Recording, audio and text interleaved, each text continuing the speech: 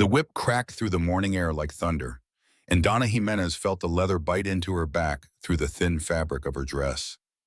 She pressed her lips together, refusing to give the men the satisfaction of hearing her cry out.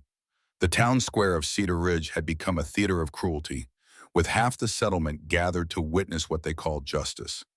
"This is what happens when a woman thinks she can defy the natural order," Sheriff Benjamin Morgan announced, his voice carrying across the crowd. Donna Jimenez has refused 3 proper marriage proposals since her husband's death 6 months ago. The town council has determined that her stubbornness threatens the moral fabric of our community. Another crack of the whip. This time Donna couldn't suppress a sharp intake of breath. Her hands were bound to the wooden post in the center of the square, the same post where they'd once hanged a horse thief. The irony wasn't lost on her that refusing to marry was apparently a crime worthy of the same treatment. The mountain air carried the scent of pine and the promise of snow, but all Donna could smell was her own fear and the leather of the whip. She'd known this day would come, ever since she'd turned down Mayor Thomas Price's proposal, then the banker Jerry Richardson's offer, and finally the store owner Justin Meyer's insistent demands. The pressure had been mounting, but she'd buried her husband Samuel only 6 months ago, and the thought of another man's hands on her, another man claiming ownership of her body and her late husband's small farm, made her stomach turn. "Please," came a voice from the crowd. It was Victoria Bennett, the school teacher, one of the few unmarried women in town. "Surely this is enough. She's learned her lesson." Sheriff Morgan turned toward Victoria with a cold smile. "Miss Bennett, I'd be careful about speaking up for defiance. The council has 3 more proposals lined up for Mrs. Jimenez. If she continues to refuse, we'll be back here next week." The whip rose again, and Donna closed her eyes, bracing for the impact. But instead of the crack of leather, she heard a different sound entirely. A low, dangerous voice that seemed to come from the very mountains themselves. "That's enough." Every head in the square turned toward the source of the voice. Standing at the edge of the crowd was a man Donna had never seen before, though she'd heard whispers about him in the general store. Kevin Wilson, they called him, the mountain man who lived somewhere up in the high country. He was tall and broad-shouldered, with dark hair that needed cutting and a beard that spoke of months in the wilderness. His clothes were simple but well-made, leather and wool that had seen hard use but were carefully maintained. Sheriff Morgan's hand moved instinctively toward his gun. "This is town business, stranger. Best you move along." Kevin Wilson stepped forward, and Donna noticed that despite his size, he moved with the quiet grace of someone accustomed to stalking prey through dense forest. "The woman's been punished enough. Cut her down." "Like hell I will." Benjamin Morgan's voice carried the authority of his badge, but Donna could hear the uncertainty underneath. "She's refused 3 marriage proposals. The town council voted." "Your town council doesn't have jurisdiction over a woman's heart." Kevin's voice remained calm, but there was something in his eyes that made several men in the crowd take a step back. "Cut her down, or I'll do it myself." The tension in the square was thick enough to cut. Donna could feel every eye on the confrontation, could sense the collective held breath of the crowd. She'd heard stories about Kevin Wilson, whispered tales of a man who'd chosen the solitary life of the mountains over the company of civilization. Some said he was running from something. Others claimed he was half wild himself, more comfortable with bears and wolves than with people. Before we see how this ends, tell us where you're watching from and hype this video in the comments. Sheriff Morgan's hand hovered over his gun, but he didn't draw. Something in Kevin Wilson's stance suggested that would be a very poor decision. Instead, Benjamin tried to reassert his authority through words. "The law is the law, Wilson. This woman has obligations to this community. She can't just live alone on that farm, taking up resources that could support a proper family. Seems to me she's been managing just fine on her own." Kevin's gaze shifted briefly to Donna, and she saw something unexpected in his eyes. Not pity, which she'd grown to hate, but recognition, as if he understood something about her situation that the other men couldn't grasp.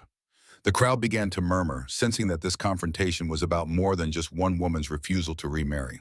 This was about power, about who had the right to make decisions about other people's lives. Donna had become a symbol, though she'd never wanted to be one. Mayor Thomas Price stepped forward, his politician's instincts telling him to defuse the situation before it exploded into violence. Now see here, Wilson. We all know you prefer to keep to yourself up in those mountains, but down here we have laws and customs. Mrs. Jimenez has been offered 3 perfectly good proposals from upstanding men. Her refusal to accept any of them shows a dangerous independence that could influence other women in the community. Kevin's laugh was short and without humor. Dangerous independence. Is that what you call a woman wanting to choose her own path? It's what I call selfishness, Jerry Richardson called out from the crowd. He was a thin man with pale eyes and soft hands, the kind of man who'd never done a day's hard labor in his life. That farm of hers needs a man's hand. She's letting good land go to waste. The farm seems to be producing just fine, Kevin observed. I've seen her crops from the mountain trails, better tended than most. Donna felt a flush of pride at the unexpected defense. She had been working from dawn to dusk to keep the farm running, to prove that she could manage on her own. Samuel had taught her well before his death, and she'd discovered reserves of strength and capability she hadn't known she possessed. Sheriff Morgan was growing impatient with the standoff. This is ridiculous. Wilson, you have no standing in this matter. Mrs. Jimenez broke the law by refusing lawful proposals of marriage. The punishment was decided by the town council. What law? Kevin's question was quiet, but it carried across the square like a challenge. Benjamin Morgan's face reddened. The law of common decency, the law of Christian morality. A woman can't live alone without a man's protection and guidance. Seems to me the only thing she needs protection from is you and your whip. The words hung in the air like a gauntlet thrown down. Donna could see the sheriff's jaw working, could sense his struggle between maintaining authority and avoiding a confrontation he wasn't sure he could win. Kevin Wilson might be outnumbered, but there was something about him that suggested numbers wouldn't matter much in a fight. Justin Myers, the store owner who'd been the most persistent in his proposals, pushed forward. Wilson, you don't understand the situation. Mrs. Jimenez has been alone for 6 months now. It's not natural. It's not proper. She needs a husband to take care of her, to give her children, to make sure that farm stays productive. Has anyone asked her what she needs? Kevin's question was directed at the crowd, but his eyes were on Donna. For the first time since this ordeal began, someone was acknowledging that she might have opinions about her own life. Women don't always know what's best for them, Mayor Price said with the condescending tone of a man who'd never doubted his own wisdom. That's why God gave them fathers and husbands to guide them. Mrs. Jimenez is clearly confused by grief. She needs firm guidance to help her see reason. Donna finally found her voice, though it came out as barely more than a whisper. I know what I need. The words were quiet, but in the tense silence of the square, everyone heard them. Sheriff Morgan turned back to her with irritation. What you need is a husband and a firm hand to keep you in line. Now, are you ready to accept one of the proposals, or do we continue with your punishment? Before Donna could answer, Kevin Wilson spoke again, and his words changed everything. She'll marry me instead. The square erupted in shocked murmurs. Donna's head snapped up to stare at the mountain man who just claimed her as his bride. His expression was calm, almost casual, as if he'd just commented on the weather rather than proposed marriage to a woman he'd never even spoken to. Sheriff Morgan sputtered. You can't just... There are procedures. The other proposals have precedence. Do they? Kevin's voice remained steady. I didn't hear anything about precedence in your law of common decency. You said she needs a husband. I'm offering to be that husband. Thomas Price stepped forward, his political instincts sensing an opportunity to resolve the situation without further conflict. Mr. Wilson, while we appreciate your intervention, there are certain considerations. The other gentlemen have made formal proposals. They have established relationships with Mrs. Jimenez. Established relationships? Kevin's eyebrow rose slightly. Is that what you call harassment? Jerry Richardson's face flushed red. Now see here, Wilson. I courted that woman properly, brought her flowers, offered her a comfortable home, promised to take good care of her. She spurned me without cause. Maybe she had cause you didn't recognize. Kevin's gaze shifted to Donna again, and she saw something in his eyes that she hadn't seen in any of the other men's faces. Respect. Maybe she deserves a choice. The word choice seemed to galvanize the crowd. Several women stepped forward, their faces showing a mixture of hope and fear. Victoria Bennett, the school teacher, was among them. Mrs. Jimenez should have the right to choose her own husband, she said, her voice stronger than before. Absolutely not, Mayor Price declared. We can't have women thinking they can just pick and choose husbands like they're selecting fabric at the store.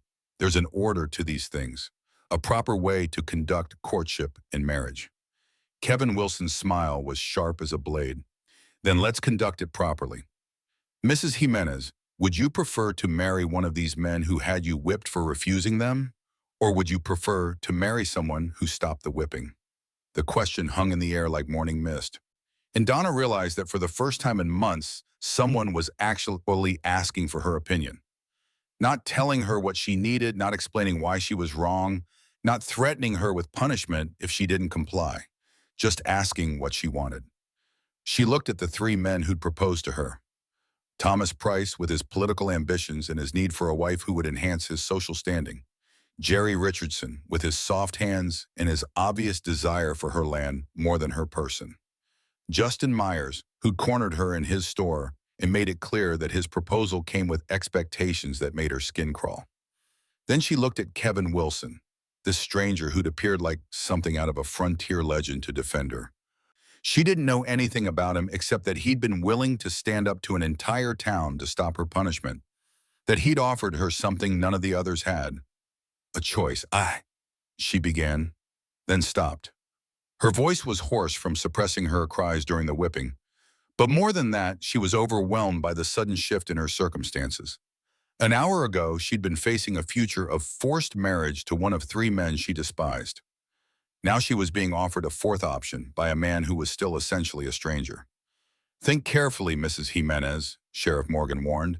Mr. Wilson here is a mountain man, lives alone up in the wilderness like some kind of hermit. That's no life for a proper woman. And what kind of life is this? Kevin gestured toward the whipping post, toward the crowd that had gathered to watch her punishment. Being beaten in the town square for refusing unwanted suitors? Donna's mind raced. She thought about the past 6 months, about the loneliness and the grief, but also about the unexpected satisfaction she'd found in running the farm on her own. She discovered she was stronger than she'd ever imagined, more capable than anyone had given her credit for. But she'd also learned that strength and capability weren't enough if the community was determined to force her into submission. How do I know you're any different? She asked Kevin, her voice gaining strength. How do I know you won't just drag me up to your mountain cabin and expect me to be your servant?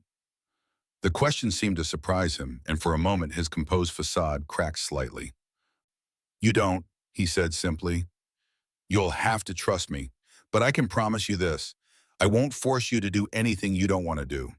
If you marry me, it'll be because you choose to, not because you're being whipped into submission. That's not much of a proposal, Jerry Richardson sneered. A woman needs security, stability. What can you offer her up in those mountains? A life of hardship and isolation? Kevin's gaze didn't leave Donna's face. I can offer her freedom, the freedom to make her own choices, to live her own life, to be treated as a person rather than property. The words hit Donna like a physical blow, not because they hurt, but because they articulated something she hadn't been able to put into words herself. That's what had been missing from all the other proposals. None of those men had seen her as a person. They'd seen her as a prize to be won, a resource to be claimed, a problem to be solved. But Kevin Wilson was talking about freedom. This is preposterous, Mayor Price declared. Mrs. Jimenez, you're letting emotion cloud your judgment. Mr. Wilson is offering you nothing but uncertainty and hardship. These other gentlemen are offering you security, comfort, a place in respectable society. Respectable society, Donna repeated, tasting the words. Is this what respectable society looks like? She gestured toward the whipping post, toward the crowd that had gathered to watch her humiliation. Being beaten for refusing to marry men I don't love? Love, Sheriff Morgan scoffed. Marriage isn't about love, woman. It's about duty, responsibility, building a life together. Love is a luxury that comes later, if at all. Then why should I choose any of you? Donna's voice was growing stronger, fueled by months of suppressed anger and frustration. If marriage is just about duty and responsibility, if love doesn't matter, then why not choose the man who at least treated me with respect? The crowd murmured at her words. Several of the women were nodding, their faces showing a mixture of admiration and fear. Donna realized she was saying things they'd all thought but never dared voice. Justin Meyer stepped forward, his face flushed with anger. Respect? He doesn't even know you. At least we've been courting you properly, trying to build a relationship. He just shows up and claims you like you're some kind of a prize. Courting me? Donna's laugh was bitter. Is that what you call it when you corner me in your store and tell me I have no choice but to accept your proposal? When you make it clear that if I don't marry you, you'll make sure I can't buy supplies for my farm? Justin's face went pale. Apparently, he hadn't expected her to voice his threats publicly. I was trying to help you see reason. A woman alone can't survive out here. I've been surviving just fine for 6 months, Donna shot back. My crops are good, my animals are healthy, my farm is profitable. The only thing threatening my survival is this town's insistence that I can't live without a husband. Kevin Wilson had been listening to this exchange with growing interest. Sounds like you've been doing more than surviving. Sounds like you've been thriving. The word thriving seemed to resonate with Donna. She had been thriving in ways she'd never expected. The grief of losing Samuel was still there, would probably always be there, but she'd discovered parts of herself she'd never known existed.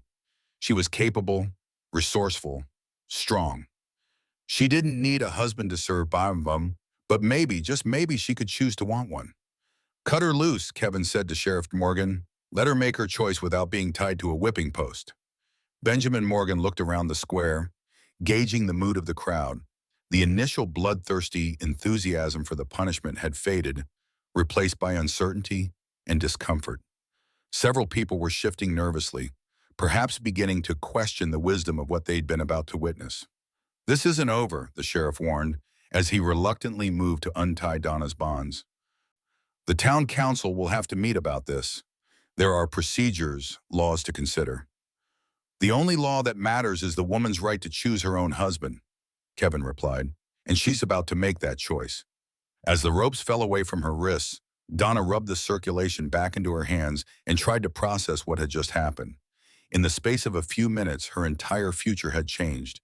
She was no longer facing forced marriage to one of 3 men she despised. Instead, she was being offered a choice by a stranger who'd risked his own safety to defend her. But what did she really know about Kevin Wilson? The story she'd heard painted him as a recluse, a man who'd turned his back on civilization to live alone in the mountains. What kind of life would that be for her? She'd grown accustomed to her independence, but she'd also grown lonely in the months since Samuel's death. The thought of even more isolation wasn't entirely appealing. On the other hand, what were her alternatives? She could refuse all 4 proposals and face whatever punishment the town council devised next. She could accept one of the original 3 and resign herself to a marriage built on coercion and resentment. Or she could take a leap of faith with a man who'd at least demonstrated that he respected her right to choose. I need time to think, she said finally. Time to think? Jerry Richardson exploded. You've had 6 months to think. How much more time do you need? As much as she wants, Kevin said quietly. His voice carried a note of finality that made Richardson take a step back. Mayor Price tried a different approach. Mrs. Jimenez, be reasonable. You know nothing about Mr. Wilson. At least with the other gentleman, you know what you're getting. Thomas can offer you a position in society. Jerry can provide financial security. Justin can give you a comfortable home in town. What can this mountain man offer you except uncertainty? Donna looked at Kevin Wilson, studying his face. There was something in his expression that reminded her of the way Samuel used to look at her, not as if she were a problem to be solved or a prize to be won, but as if she were a person worth knowing. It had been so long since anyone had looked at her that way. What are you offering me? She asked him directly. Kevin considered the question seriously. A partnership, he said finally. A chance to build something together instead of having something imposed on you. I won't lie to you about the hardships. Life in the mountains is difficult, especially in winter. But it's also free. No town councils telling you how to live. No neighbors judging your every decision. Just you and me and whatever we can make of it together. And if it doesn't work out, then we figure out what does work out. I'm not looking for a servant or a decoration for my cabin. I'm looking for a partner, someone strong enough to handle mountain life and independent enough to be worth talking to at the end of a long day. The honesty in his words was startling. None of the other men had talked about partnership or acknowledged that she might have valuable qualities beyond her ability to cook and clean and bear children. They'd all assumed she would simply adapt herself to their needs and expectations. "This is madness," Thomas Price declared. "Mrs. Jimenez, you're letting this stranger fill your head with romantic nonsense. Marriage is a practical arrangement, not some grand adventure. You need stability, security, a place in the community. The community that just had me whipped for refusing to marry men I don't love?" Donna's voice was sharp with anger. "What kind of security is that?" Victoria Bennett stepped forward from the crowd. "Mrs. Jimenez is right," she said, her voice carrying clearly across the square. "What we've done here today is wrong. No woman should be forced to marry against her will, regardless of the community's opinions about propriety." Several other women murmured agreement, but the men in the crowd were less supportive. Sheriff Morgan's face was dark with anger. "Miss Bennett, you're out of line. The town council made a lawful decision based on the needs of the community." "The needs of the community," Victoria repeated, "or the desires of a few men who couldn't accept rejection gracefully?" The accusation hung in the air like smoke from a gunshot. Donna realized that this confrontation was about more than just her situation. It was about power, about who had the right to make decisions about women's lives, about whether women were people or property. Kevin Wilson had been watching this exchange with interest, but now he turned back to Donna. "The offer stands," he said simply. "Take whatever time you need to decide. But know this, whatever you choose, I'll respect your decision. That's more than these others can promise." Jerry Richardson's face was red with frustration. "This is ridiculous. Mrs. Jimenez, you're being manipulated by a stranger who's filling your head with impossible dreams. Mountain life will kill you within a year. At least with me, you'd have a warm house, regular meals, security for your old age." "Security," Donna mused. "You keep using that word. But what kind of security requires me to give up my freedom, my independence, my right to make my own choices?" "The kind of security that keeps you alive," Justin Myers interjected. "Women need protection, guidance. That's the natural order of things." "Natural order," Kevin repeated, his voice carrying a note of amusement. "Seems to me the natural order is that the strong protect the weak, not that they exploit them. And from what I've seen, Mrs. Jimenez is plenty strong on her own." The compliment sent an unexpected warmth through Donna's chest. When had anyone last acknowledged her strength? Samuel had before his death, but since then, everyone had focused on her supposed weaknesses, her need for protection and guidance. Kevin Wilson was the first person to recognize that she'd not only survived the past 6 months, but had actually grown stronger. "Strength," she said, testing the word. "Yes, I suppose I have learned something about strength these past months." "Then use that strength to make the right choice," Thomas Price urged. "Don't let romantic notions cloud your practical judgment. Marriage is about building a stable life, not chasing adventure." "And what's wrong with adventure?" The question surprised Donna as much as anyone else. She hadn't realized she was thinking it until the words left her mouth. The crowd stirred uneasily. Adventure wasn't something respectable women were supposed to want. They were supposed to want security, stability, a predictable life within the bounds of social convention. Kevin Wilson's smile was the first genuine smile she'd seen from any man in months. "Nothing wrong with adventure at all," he said. "Life's too short to spend it being miserable for the sake of other people's expectations." "Mrs. Jimenez," Sheriff Morgan's voice carried a warning, "I strongly advise you to consider your position carefully. The town council won't look kindly on a decision that flies in the face of community standards." "Community standards," Donna repeated. She looked around the square at the faces of the people who'd gathered to watch her punishment. Some looked uncomfortable now, perhaps beginning to question what they'd been part of. Others still showed the self-righteous satisfaction of people convinced they were enforcing moral order. What community standards allow for whipping a woman who refuses unwanted marriage proposals? She asked. What moral order requires a widow to remarry within 6 months of her husband's death? The moral order that's kept this community strong and stable for 20 years, Mayor Price replied. We can't have women thinking they can live independently, making their own decisions without regard for the greater good. The greater good, Donna said, or the convenience of men who want to control women's lives. The words were out before she could stop them, and she realized she'd crossed a line. The men's faces hardened with anger, while several of the women looked at her with a mixture of admiration and terror. Kevin Wilson stepped closer to her, not in a threatening way, but in a protective stance that put him between her and the increasingly hostile crowd. I think Mrs. Jimenez has heard enough advice for one day, he said. She's got a decision to make, and she doesn't need to make it with half the town breathing down her neck. Now see here, Wilson, Sheriff Morgan began, but Kevin cut him off. No, you see here. This woman has been through enough today.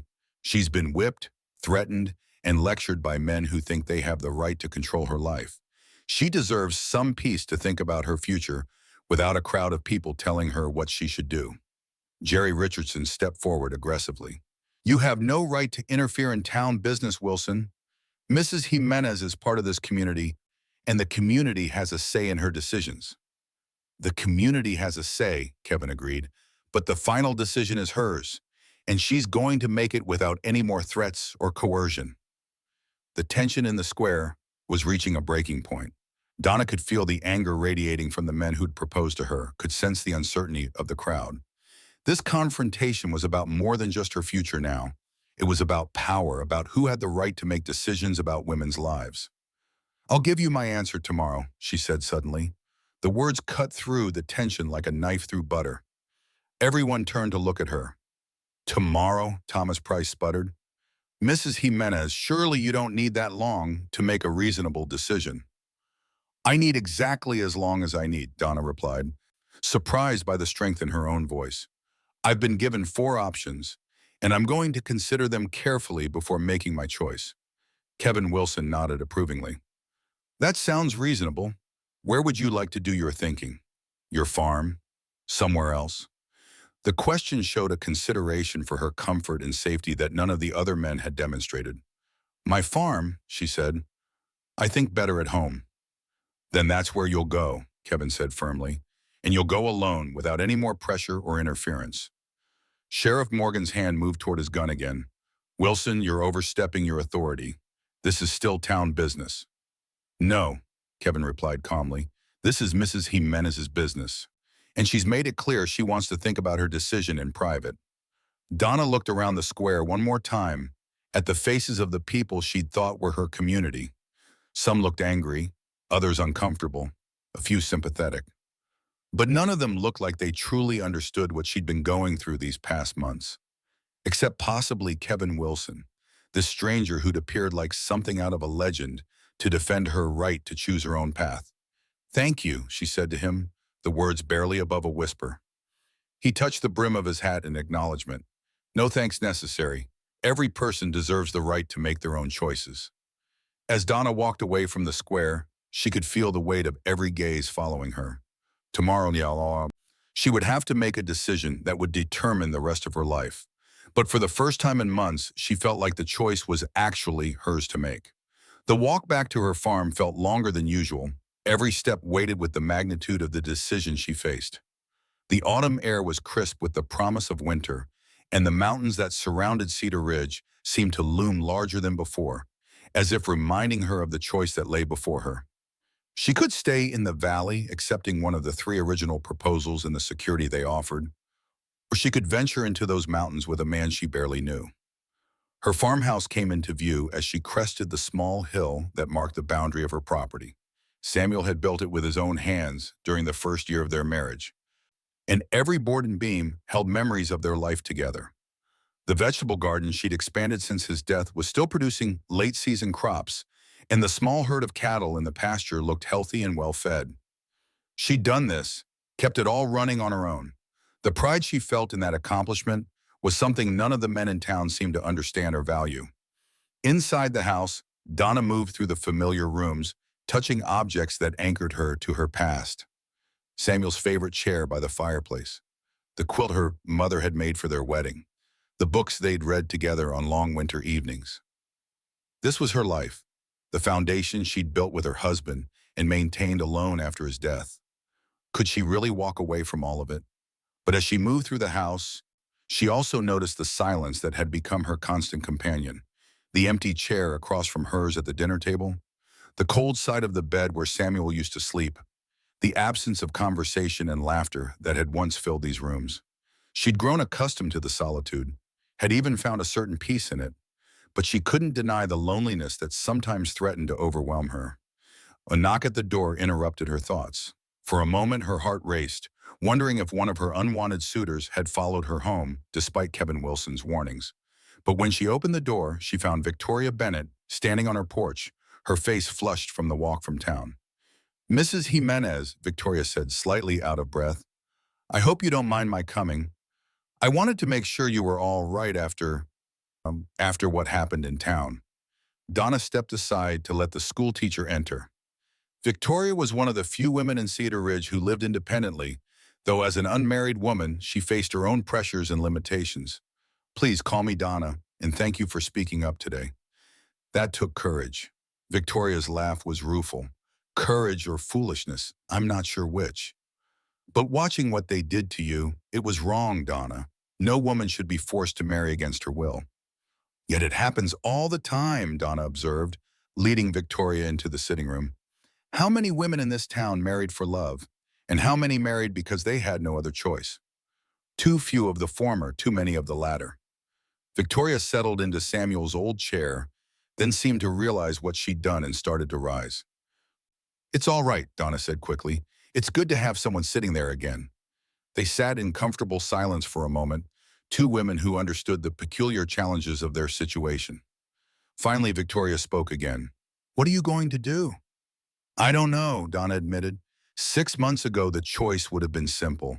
I would have accepted Thomas Price's proposal because it was the most practical, the most secure, but now you've learned you can survive on your own. More than survive, I've learned I can thrive on my own. This farm is more productive now than it was when Samuel was alive, not because he wasn't a good farmer, but because I've had to push myself to learn things I never thought I could do." Victoria nodded, understanding. Independence changes you. Once you've tasted it, it's hard to give up.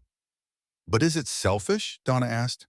"Everyone keeps telling me I have obligations to the community, that my refusal to remarry is somehow harmful to the social order." "Whose social order?" Victoria's voice carried a sharp edge. "The social order that says women are property to be passed from father to husband? The social order that says we have no value except as wives and mothers? Maybe that social order needs to be challenged." The words were bold, almost revolutionary for their time and place. Donna found herself nodding in agreement. "Kevin Wilson said something similar today, about freedom, about the right to make our own choices."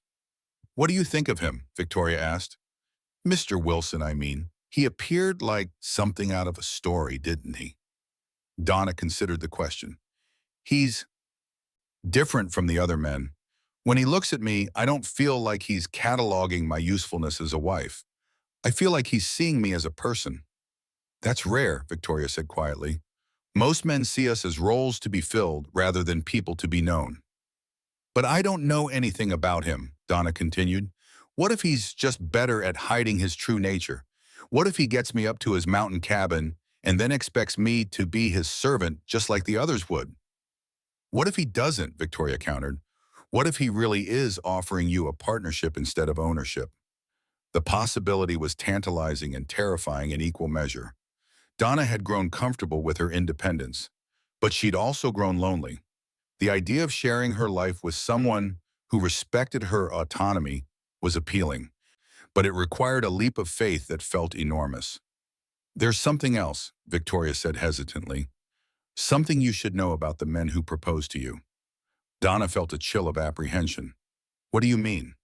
I've heard things. In the schoolhouse, children sometimes repeat conversations they have overheard at home. Thomas Price isn't just interested in having a wife for social reasons. He's planning to run for territorial governor, and he needs a respectable, married image. Jerry Richardson, his bank is in trouble. He needs your farm as collateral for some loans he's made. And Justin Myers. What about Justin? Victoria's face was grim. He's been buying up property around town, forcing people into debt so he can foreclose on their land. Your farm sits right in the middle of a tract he's been assembling. He doesn't want you, Donna. He wants your property. The revelation hit Donna like a physical blow. She'd suspected that the men's interest in her wasn't entirely romantic, but she hadn't realized the extent to which she was seen as a means to an end rather than a person in her own right. How do you know all this? Small towns have few secrets if you know how to listen, Victoria replied. And as the school teacher, I hear a lot. Parents talk in front of children, thinking they don't understand or won't repeat what they hear. But children see and hear everything. Donna sank back in her chair, trying to process this information. So none of them actually want me. They want what I represent: respectability, financial security, property. I'm afraid so, which makes Mr. Wilson's offer even more remarkable, doesn't it? He has nothing to gain from marrying you except your companionship, unless he's after the same things and just better at hiding it. Victoria shook her head. I don't think so. Did you see the way he looked at you today? There was no calculation in his eyes, no assessment of your value as property. He looked at you like you mattered. The words stirred something in Donna's chest, a warmth she hadn't felt since Samuel's death. To matter to someone, to be valued for herself rather than for what she could provide, was a gift she'd almost forgotten existed. But what do I know about mountain life, she asked. What if I can't adapt? What if I'm not strong enough? Victoria smiled. Donna, you've run this farm alone for 6 months. You've faced down 3 persistent suitors and a town council determined to force you into marriage. You've been whipped in the town square and still maintained your dignity and your principles. If that's not strength, I don't know what is. The compliment warmed Donna more than she expected. For months, everyone had focused on her supposed weaknesses, her need for protection and guidance. It was refreshing to have someone acknowledge her strength and resilience. There's something else to consider, Victoria continued. If you accept one of the original proposals, you'll be rewarding the men who had you whipped. You'll be telling them that their methods work, that they can force women into compliance through intimidation and violence. The thought made Donna's stomach turn. She hadn't considered the broader implications of her decision, how it might affect other women in similar situations. If she capitulated now, would it make things easier or harder for the next woman who dared to assert her independence? But if I choose Kevin Wilson, I'll be seen as defying the entire community. You'll be seen as choosing your own path, Victoria corrected. And maybe that's exactly what this community needs to see. As if summoned by their conversation, another knock came at the door. This time, when Donna opened it, she found Kevin Wilson standing on her porch. He'd cleaned up since the confrontation in town, though he still looked like a man more comfortable in the wilderness than in civilized company. I hope I'm not intruding, and he said, I wanted to make sure you got home safely and to apologize if my intervention today made things more complicated for you. Donna stepped aside to let him enter. Mr. Wilson, this is Victoria Bennett, our school teacher. Victoria, this is Kevin Wilson. Kevin touched his hat brim politely. Miss Bennett, I remember you speaking up for Mrs. Jimenez today. That took courage. So did what you did, Victoria replied, studying him with obvious curiosity. It's not often someone stands up to Sheriff Morgan in the town council. Kevin's smile was wry. I've never been much good at watching injustice happen without doing something about it. Sometimes that gets me into trouble. Is that why you live in the mountains? Donna asked. Because you got into trouble somewhere else? The question was direct, perhaps more direct than was polite. But Donna found she needed to know. If she was going to consider his proposal, she had to understand what kind of man he really was. Kevin was quiet for a moment, and Donna wondered if she'd overstepped. But then he spoke, his voice carrying the weight of old pain. I was married once, back in Missouri. My wife Sarah died in childbirth, along with our baby. Afterward, I couldn't stand being around people who kept telling me it was God's will, that I should accept it and move on. So I came west, found a place in the mountains where I could grieve in peace. The honesty of his answer surprised Donna. She'd expected evasion or defensiveness, not this raw admission of loss and pain. How long ago? 3 years. Long enough to work through the worst of the grief, but not long enough to forget what it feels like to lose someone you love. Victoria was watching this exchange with interest, but she remained diplomatically silent. Donna appreciated her restraint. This conversation felt too important to be interrupted by well-meaning commentary. So you understand, Donna said quietly, what it's like to lose a spouse. I do, and I understand why you might not be ready to marry again, why the thought of being forced into marriage would be unbearable. Then why are you offering to marry me? Kevin considered the question carefully. Because I saw something in you today that I recognize. Strength, independence, the refusal to be broken by circumstances beyond your control. Those are rare qualities almost, and they shouldn't be punished. But marriage would change that independence. It doesn't have to, not if both people go into it as equals, as partners rather than owner and property. The concept of marriage as partnership rather than ownership was so foreign to Donna's experience that she struggled to imagine what it would look like in practice. Her marriage to Samuel had been loving but traditional, with clearly defined roles and expectations. He'd made the major decisions, controlled the finances, determined their future. She'd been content with that arrangement because she'd loved him and trusted his judgment, but she'd also never been given the opportunity to develop her own capabilities and independence. What would that look like, Juan? She asked. A marriage of equals? Kevin leaned forward slightly, his expression earnest. It would look like two people making decisions together instead of one person making decisions for both. It would look like respecting each other's strengths and supporting each other's weaknesses. It would look like building something together instead of one person fitting into the other's predetermined plan. Victoria was nodding approvingly, but Donna found herself playing devil's advocate. That sounds idealistic. What happens when you disagree about something important? Someone has to have the final say. Why? Kevin's question was simple but profound. Why does someone have to have the final say? Why can't you keep talking until you find a solution you both can live with? The idea was so radical that Donna felt slightly dizzy contemplating it. In her experience, marriages were hierarchical structures with the husband at the top and the wife in a subordinate position. The notion that they could be collaborative partnerships challenged everything she'd been taught about the proper order of relationships. You're talking about something that doesn't exist, she said. I've never seen a marriage like that. Neither have I, Kevin admitted, but that doesn't mean it's impossible. Maybe we just haven't tried hard enough to create something different. Victoria finally spoke up. There are cultures where women have more equality with men. I've read about them in some of the books that come through the school. The idea isn't completely foreign to human experience. But it is foreign to our experience, Donna pointed out, to this place, this time, this community. Even if we could create that kind of partnership, we'd be doing it in isolation, surrounded by people who would see it as unnatural or wrong. Would that bother you? Kevin asked. Being surrounded by people who disapprove of your choices? Donna thought about the past 6 months, about the constant pressure to remarry, the whispered criticisms of her independence, the escalating threats that had culminated in today's public whipping. I've been surrounded by disapproval for months now. I suppose I've gotten used to it. Then you're stronger than most people, Kevin observed. Most folks will sacrifice their own happiness to avoid social disapproval. Is that what you think I should do? Sacrifice my happiness for social approval? I think you should do whatever will let you sleep peacefully at night.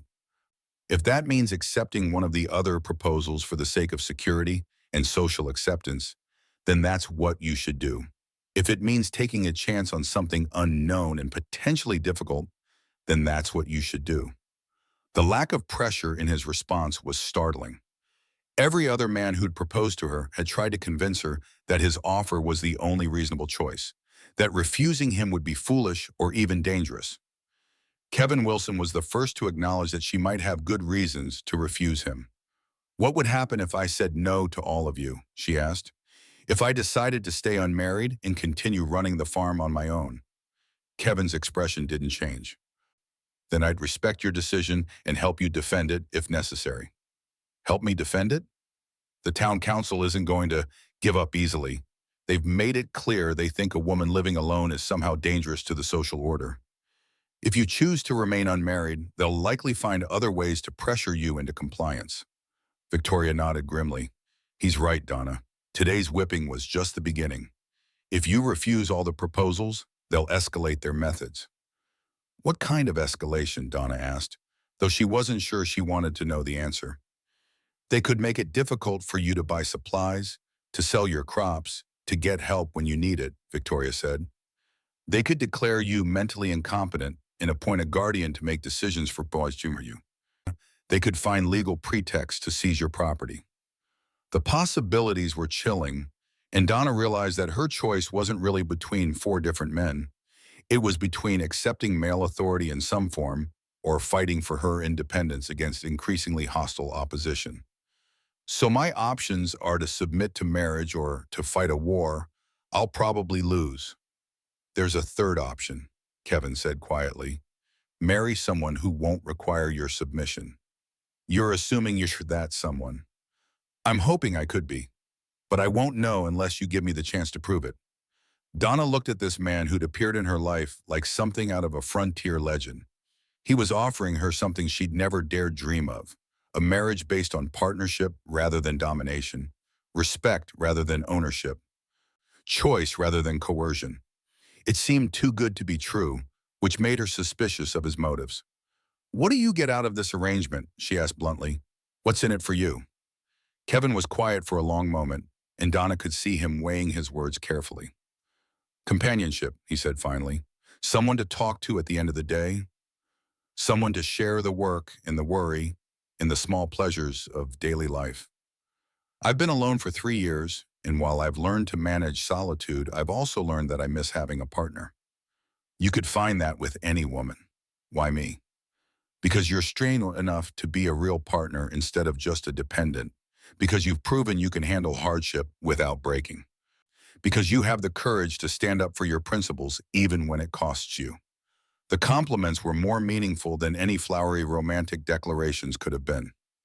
Kevin Wilson was valuing her for qualities she'd discovered in herself, strengths she'd developed through adversity. He was seeing her as she was now, not as she'd been as Samuel's wife or as she might be as someone else's. As the afternoon wore on, Victoria eventually excused herself, leaving Donna alone with Kevin Wilson in her momentous decision. The sun was beginning to set behind the mountains, casting long shadows across her farm and reminding her that time was passing. Tomorrow she would have to give her answer to the town, and whatever she decided would change the course of her life forever. "Would you like to see the mountains?" Kevin asked suddenly. "Where we'd be living if you chose to marry me?" The offer surprised Donna. "Now?" "There's still enough daylight for a short ride. I brought an extra horse, just in case. I thought you might want to see what you'd be choosing before you make your decision." The practical wisdom of the suggestion appealed to Donna. How could she make an informed choice without understanding what mountain life would actually entail? "All right," she said. "Let me change into my riding clothes." 20 minutes later, they were riding up a narrow trail that wound through dense stands of pine and aspen. The autumn air was crisp and clean, scented with the smell of fallen leaves and the promise of snow. As they climbed higher, the valley spread out below them, and Donna could see her farm growing smaller in the distance. "It's beautiful," she said, surprised by how peaceful she felt despite the momentous decision weighing on her mind.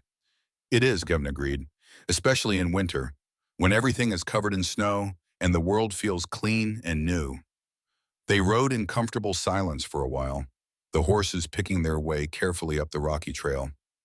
Donna found herself studying Kevin as he rode, noting the easy way he sat his horse, his obvious familiarity with the terrain, the alertness in his eyes as he scanned the forest around them.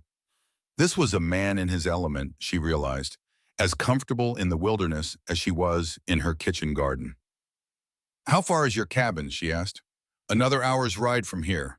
It's in a valley that's protected from the worst of the winter winds, with a stream for water and good grazing for the horses."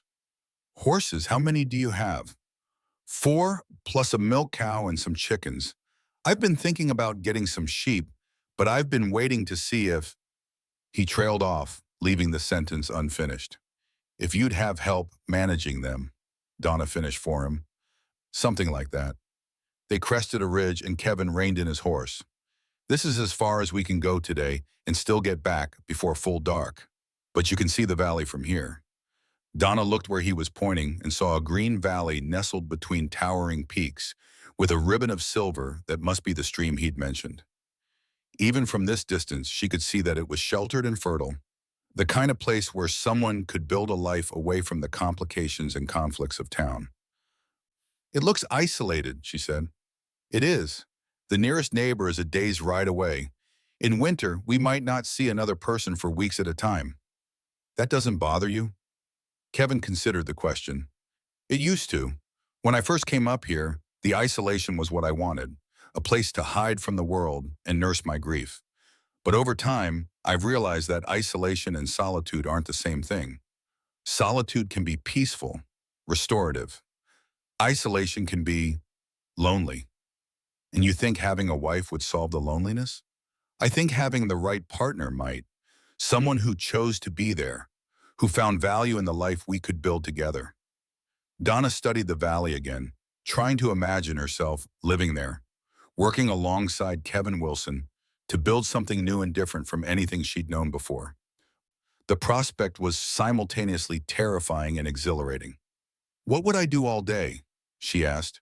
"I mean, what would my role be in this partnership you're describing?" "Whatever you wanted it to be, within the constraints of what needs to be done to survive. There's plenty of work, tending the animals, maintaining the cabin, preserving food for winter, hunting, fishing. But there's also time for other things, reading if you like to read, music if you play an instrument, crafts if you enjoy making things with your hands." "You make it sound almost leisurely." Kevin laughed. "It's not leisurely, especially not in winter, but it's not the grinding drudgery that some people imagine either. When you're working for yourself instead of to meet someone else's expectations, the work feels different." "And what about children?" The question slipped out before Donna could stop it, and she felt her face flush with embarrassment. Kevin's expression grew serious. "That would be entirely up to you. I lost a child once, and I know the risks involved. I wouldn't pressure you to have children if you didn't want them, and I wouldn't pressure you not to have them if you did." The answer was so different from what she'd expected that Donna felt momentarily disoriented. Every other man who'd proposed to her had made it clear that children were expected, that her primary value as a wife lay in her ability to produce heirs. Kevin Wilson was treating even that most fundamental aspect of marriage as a matter of choice rather than obligation. "You really mean that?" she said, more statement than question. "I really mean it. I've learned that forcing people into roles they don't want leads to misery for everyone involved." As they began the ride back down the mountain, Donna found herself thinking about the life Kevin Wilson was offering her. It would be difficult, certainly, and isolated in ways that might prove challenging, but it would also be free from the social pressures and expectations that had made her life in Cedar Ridge increasingly unbearable. "Can I ask you something?" she said as they navigated a particularly steep section of the trail. "Of course. Why didn't you just leave town after the confrontation today? Why are you still here, waiting for my answer?" Kevin was quiet for so long that Donna wondered if he'd heard the question. Finally, he spoke. "Because I saw something in you today that I haven't seen in anyone else since my wife died. Strength, yes, but also kindness. Courage, but also vulnerability. The combination is rare. You could find those qualities in other women. Maybe, but I'm not interested in other women. I'm interested in you." The simple declaration sent a warmth through Donna's chest that she hadn't felt since Samuel's death. Not the desperate desire to be needed that the other men had inspired, but something deeper and more genuine. the feeling of being seen and valued for who she actually was. By the time they returned to her farm, full darkness had fallen, and Donna could see lights flickering in the windows of the houses in Cedar Ridge below. Tomorrow, those people would be waiting for her decision, and whatever she chose would ripple through the community in ways she was only beginning to understand. Kevin helped her dismount and walked her to her front door. "Thank you for coming with me today," he said. "I hope it helped clarify things for you." "It did," Donna said, "though perhaps not in the way I expected." "How so?" She paused, trying to find words for the realization that had been growing throughout the afternoon. "I expected to be more frightened by the isolation, by the difficulty of mountain life. Instead, I found myself thinking about how peaceful it looked, how free from the complications that have made my life here so difficult." Kevin nodded. "Freedom often looks different from what we expect." "Yes," Donna agreed, "it does." They stood in comfortable silence for a moment, and Donna realized that this was what had been missing from her interactions with the other men who'd proposed to her. This sense of ease of being understood without having to explain herself constantly. With Thomas Price, Jerry Richardson, and Justin Myers, she'd always felt like she was performing a role, trying to be the kind of woman they wanted her to be. With Kevin Wilson, she felt like she could simply be herself. "I should let you get some rest," Kevin said. "Tomorrow will be a difficult day regardless of what you decide. Where will you spend the night?" "I've got a camp set up about a mile from here. Don't worry about me. I'm used to sleeping under the stars." As he turned to leave, Donna found herself calling after him. "Kevin." It was the first time she'd used his first name, and it felt strangely intimate. "Thank you. For today, for giving me a choice, for treating me like a person instead of a problem to be solved." He touched his hat brim in acknowledgement. "Everyone deserves to be treated like a person, Donna. The fact that you're grateful for basic respect says more about this town than it does about me." After he disappeared into the darkness, Donna went inside and sat in Samuel's old chair, trying to process everything that had happened. Less than 24 hours ago, her future had seemed grimly predetermined. She would be forced to marry one of three men she didn't love, giving up her independence and her hard-won strength for the sake of social conformity and security. Now she had a fourth option, one that offered the possibility of partnership rather than subjugation, respect rather than ownership. But it also meant leaving everything familiar behind, venturing into an unknown life with a man she barely knew. She thought about Victoria's revelation about the true motives of her original suitors. Thomas Price wanted a wife for political respectability. Jerry Richardson wanted her property for financial security. Justin Myers wanted her land for his business expansion.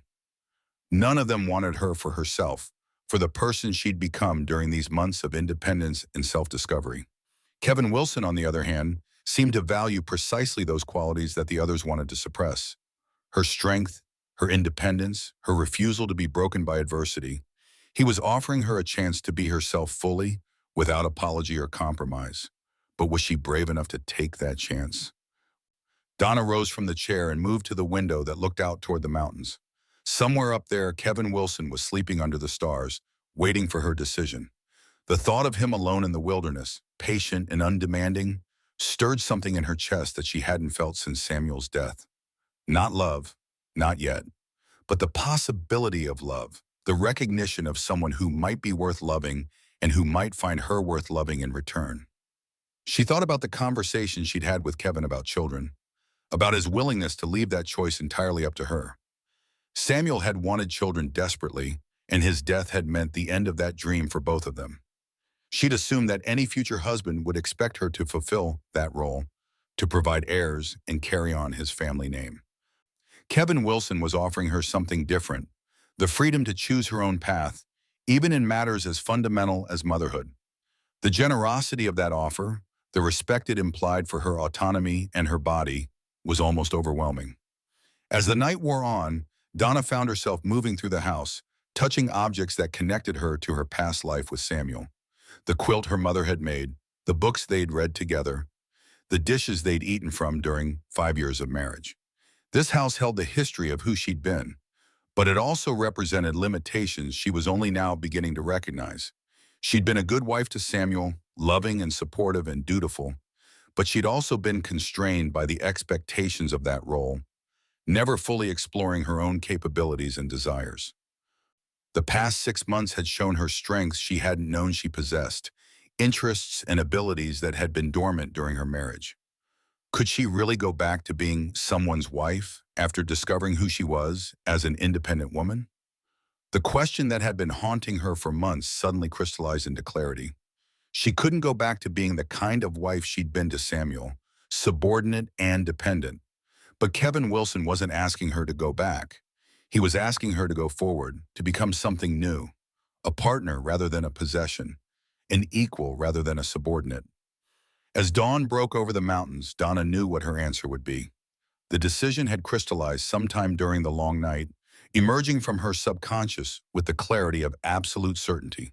She would marry Kevin Wilson, not because she had no other choice, but because she was choosing to take a chance on something that might be extraordinary. She dressed carefully, choosing her best dress but also her most practical boots. Today would mark the end of one life and the beginning of another, and she wanted to be prepared for whatever came next. The walk to town felt different this morning, charged with purpose rather than dread. She could see people beginning to gather in the town square, drawn by curiosity about her decision and its implications for the community. As she approached, she spotted Kevin Wilson standing apart from the crowd, his posture relaxed but alert. Their eyes met across the square, and she saw him nod slightly, a gesture of support regardless of what she was about to announce. Sheriff Morgan was waiting with obvious impatience. Flanked by the three men who'd originally proposed to her, Thomas Price looked confident, Jerry Richardson appeared nervous, and Justin Myers was scowling with barely contained anger. The town council members were arranged in a semicircle, their faces showing the self-righteous satisfaction of men convinced they were about to witness the restoration of proper order. "Well, Mrs. Jimenez," Sheriff Morgan announced loudly enough for the entire crowd to hear, "have you come to your senses? Are you ready to accept one of these fine gentlemen's proposals and put this unpleasant business behind us?" Donna walked to the center of the square, the same spot where she'd been whipped yesterday for refusing to surrender her independence. The symbolism wasn't lost on her. She was reclaiming this space, transforming it from a site of punishment into a place of choice. "I have made my decision," she said, her voice carrying clearly across the square. "I will marry Kevin Wilson." The crowd erupted in shocked murmurs, but Donna wasn't finished. "I want everyone here to understand that this is my choice, freely made. Mr. Wilson has offered me partnership rather than ownership, respect rather than domination. He has treated me as a person rather than property, and for that reason alone, he has earned my consideration." Thomas Price stepped forward, his political instincts telling him to try to salvage the situation. "Mrs. Jimenez, surely you are not thinking clearly. Mr. Wilson is offering you nothing but hardship and isolation. These other gentlemen can provide security, comfort, a place in civilized society." "Civilized society," Donna repeated, her voice carrying a note of bitter amusement. "Is that what you call a community that whips women for refusing unwanted marriage proposals? Is that what you call civilization?" Jerry Richardson's face was red with anger and embarrassment. "You're making a terrible mistake, woman. Wilson will take you up to those mountains, and you'll never be seen again. At least with me, you'd have had a comfortable home and financial security." "Financial security," Donna said. "You mean the security of using my farm as collateral for your failing business ventures?" "Yes, Mr. Richardson, I know about your true motives. Just as I know about Mr. Price's political ambitions and Mr. Myers' land speculation schemes." The three men exchanged uncomfortable glances, clearly not expecting their private motivations to be exposed so publicly. Justin Myers stepped forward aggressively. "You can't prove any of that. You're just making wild accusations to justify your unreasonable behavior." "Am I?" Donna's voice remained calm, but there was steel underneath. "Then why don't we ask the town council to investigate your recent property acquisitions, Mr. Myers? Or examine Mr. Richardson's loan records? Or discuss Mr. Price's campaign plans and his need for a respectable married image?" The silence that followed was deafening.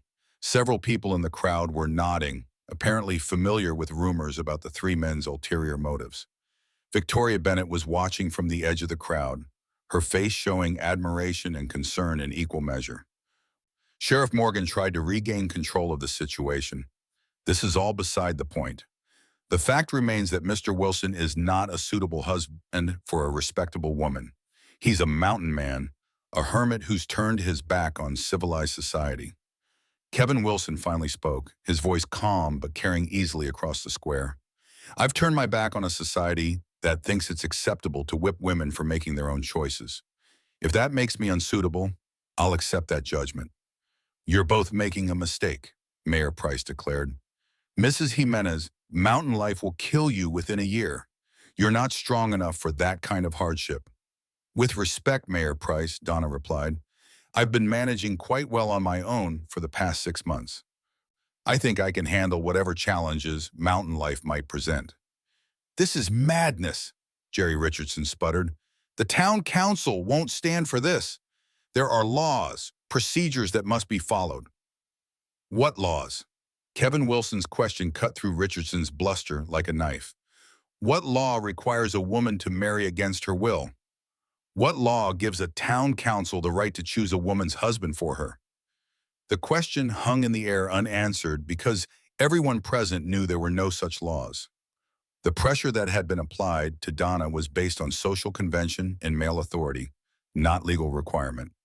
Victoria Bennett stepped forward from the crowd. Mrs. Jimenez has made her choice freely and legally. Anyone who tries to interfere with that choice will be acting outside the law. Sheriff Morgan's hand moved toward his gun, but Kevin Wilson's calm voice stopped him. Sheriff, I'd think very carefully about your next move.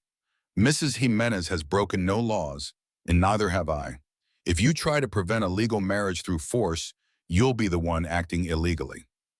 The standoff stretched taut as a bowstring.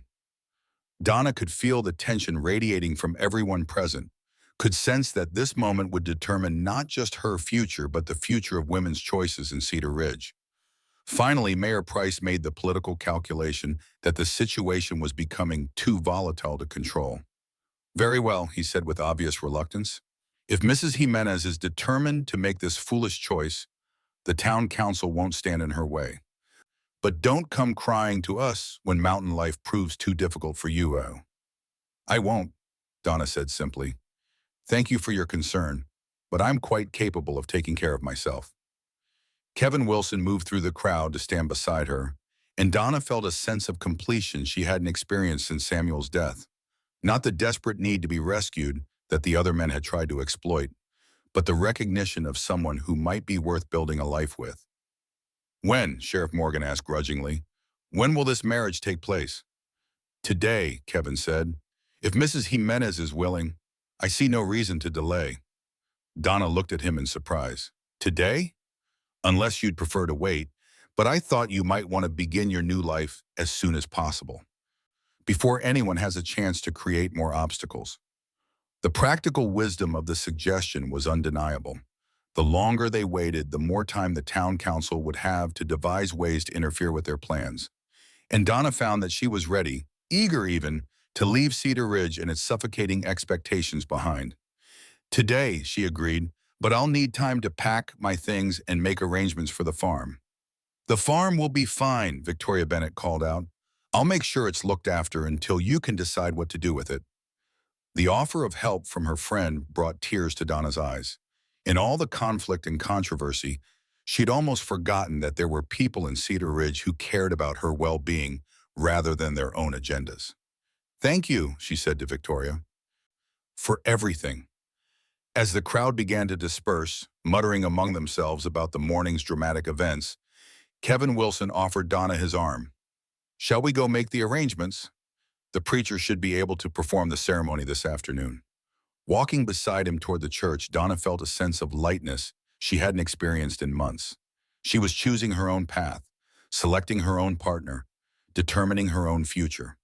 The mountains ahead might hold challenges and hardships, but they also held the promise of freedom and the possibility of love. Behind them, Cedar Ridge continued its daily routines, but something had changed in the community's understanding of what was possible. A woman had stood up to social pressure, had refused to be coerced into unwanted marriage. had chosen her own path despite threats and punishment. Other women had witnessed this act of independence, and some of them would remember it when they faced their own moments of choice. As they reached the church steps, Kevin Wilson paused and turned to face Donna. "Are you certain about this? Once we're married, there's no going back to the life you've known here." Donna looked back at the town square where she'd been whipped yesterday for refusing to surrender her independence, then forward toward the mountains where she might find a different way of living. The choice was clear. "I'm certain," she said. "I'm ready to begin again." And as they climbed the church steps together, Donna Jimenez felt the weight of her past lifting from her shoulders and the promise of her future opening before her, like the vast Montana sky. She had chosen love over security, partnership over possession, freedom over conformity. Whatever challenges lay ahead in the mountains, she would face them as herself, fully and without apology, beside a man who had seen her strength and chosen to honor it rather than diminish it. The widow who had been whipped for refusing to remarry had found her mountain man, and together they would build something new and extraordinary in the high country, far from the suffocating expectations of a world that had never understood the true meaning of choice.